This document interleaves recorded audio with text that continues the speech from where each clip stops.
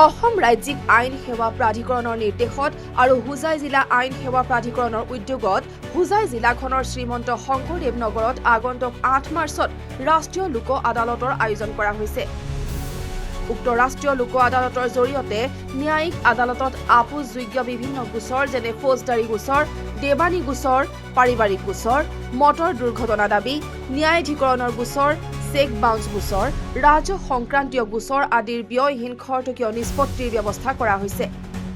ইয়াৰ উপৰিও বেংকৰ লেনদেন, ঋণ সম্বন্ধীয় গোচৰ, টেলিফোন বিল, বিজুলী মাচুল, আদালত সম্বন্ধীয় বিবাদসমূহো নিষ্পত্তিকৰণৰ ব্যৱস্থা কৰা হৈছে।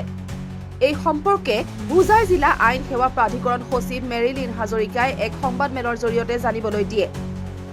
সেয়েহে অহা ৮ মাৰ্চ ২০২৫ তাৰিখে অনুষ্ঠিত হ'বলগীয়া ৰাষ্ট্ৰীয় লোক আদালতত জিলা আইন সেৱা প্ৰাধিকৰণে ৰাইজৰ সহযোগিতা কামনা কৰিছে।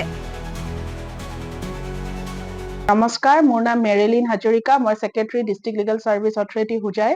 মই হুজাইবাসী ৰাইজক ক'বলৈ আনন্দিত হ'ম যে অহা ৮ মাৰ্চ ২০২৫ চনত আমাৰ প্ৰথম ৰাষ্ট্ৰীয় লোক আদালত অনুষ্ঠিত হ'ব আমাৰ হুজাই ন্যায়িক আদালতত।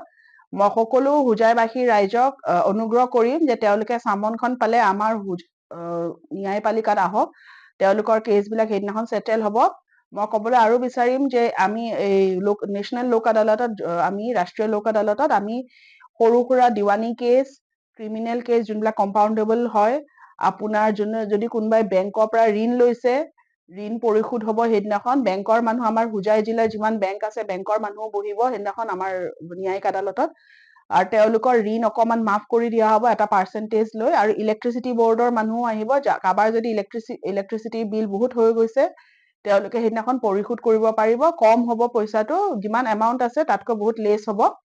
আৰু মই এইটোও ক'ব বিচাৰিম যে হুজাইবাসী ৰাইজৰ যোনখন চামন তেওঁলোকে বেংকৰ পৰা পায়, য'ত মোৰ ছিগনেচাৰ থাকিব, ছেক্ৰেটাৰী DLS ছিগনেচাৰ থাকিব, সেইখন লৈহে আহিব লাগিব।